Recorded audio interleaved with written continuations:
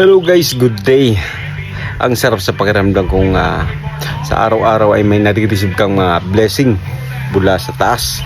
At yan nga guys, ang sarap sa feeling na may mga tanim ka na soon ay magkakaroon ka ng ang bibigay sila ng bunga o grasya sa iyo sa pinaghirapan mo.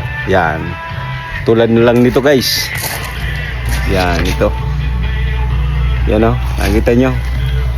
Diba nung nakaraan ay green pa lang to. Ngayon almost mag-ano na sila, mahinog na. Pero hindi pa sila totally hinog.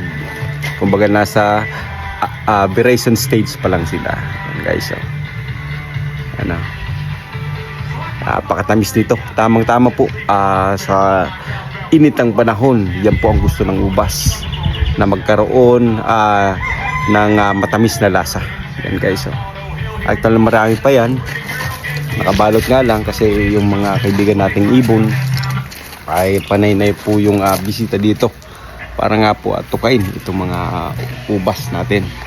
Yan guys, diba ang sarap sa feeling na meron kang mapipitas. Yan po ang magandang resulta kung palagi po kayong tatanim. Pagtanim na kayo ngayon kasi soon yan, mag-harvest kayo ng ganito. Yan.